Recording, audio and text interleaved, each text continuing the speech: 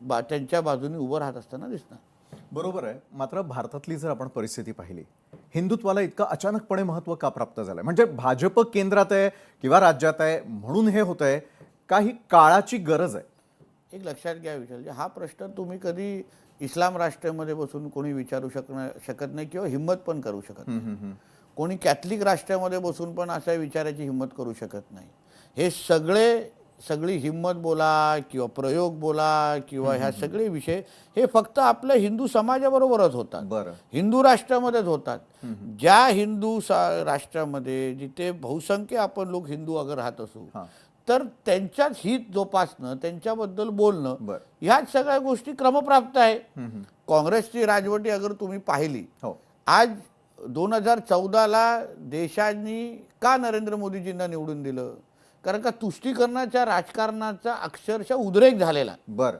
हिंदू समाजाला बाजूला टाकून सगळ्या बाजूनी फक्त लांगून चालन करणं, तुष्टीकरणाचं राजकारण करणं, जसं काय आपल्या ह्या देशामध्ये अल्पसंख्याक राहत होते, त्याच्याकडे हिंदू राहतच नव्हते, या सगळ्याला उत्तर म्हणून 2014ला देशाच्या बहुसंख्य समाजाने नरेंद्र मोदीजींचं नेतृत्व स्वीकारलं आणि त्या दृष्टिकोनातून आज सगळ्या बाजूने हिंदू समाजाला सुरक्षित ठेवणं, हिंदू समाजाचा विकास करणं हेच केंद्रबिंदू स्वीकारून आपण सगळेजण काम करतोय.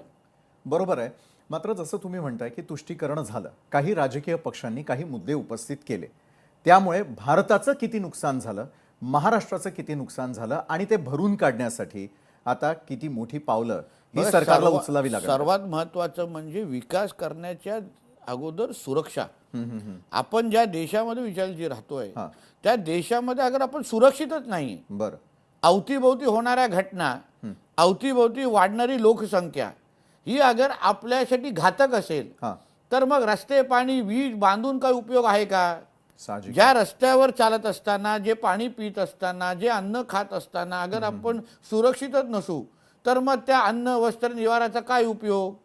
आज जसं उदाहरण टीसचा रिपोर्ट आला टाटा इन्स्टिट्यूटचा, त्या रिपोर्टमध्ये काय आलंय की मुंबई सारखा आर्थिक राजधानी असलेल्या शहरामध्ये, आंतरराष्ट्रीय शहरामध्ये 30% अगर बांगलादेशी आणि रोहिंग्या मुसलमान अगर वाढत असतील आणि ते येणाऱ्या काळामध्ये वाढतच जाणार आहे आणि एका काळात ते 50%पेक्षा जास्त जात असतील, तर मग ही चिंतेची बाब नाही का? हा महापालिकेचा मुद्दा नाही का? बरोबर. म्हणजे आपल्या अवतीभोवती राहणारी लोकसंख्या ही आपल्याला माहीतच नाही ते आपल्या देशाचे आहेत का? बरोबर. त्यांना आधार कार्ड कोणी दिला, त्यांना वॉटर मीटर गटर कोणी दिलं, हे आपल्याला माहीतच नसेल आणि उद्या ते आपल्या देशामध्ये येऊन मतदान करायला लागले आणि आपल्या विचाराचे आमदार, खासदार, नगरसेवक निवडून आले, निवडायला लागले, तर तुम्ही आणि आम्ही आपल्या कुटुंबाला सुरक्षित ठेवू शकतो का? याचा विचार करा. म्हणून जे काही एक ट्रेलर आपल्याला लोकसभेच्या निमित्ताने दिसलं, जो काय जो वोट जिहादचा पॅटर्न आपल्याला लोकसभेच्या निमित्ताने दिसलं विशालजी, ते आपल्याला धोक्याची घंटा होती. आज उद्धवजी जे बोलतायत, आज उद्धवजी ज्यांचा प्रवेश करून घेतायत, तो कोण मामू असेल किंवा तो मुलतानी असेल किंवा बॉम्बलास्टचे आरोपी आज थेट निवडणुकीच्या प्रक्रियेमध्ये उतरतायत. उद्या असे अगर लोक निवडून गेले तर तुम्ही आणि आम्ही आपल्या शहरामध्ये सुरक्षित असणार का?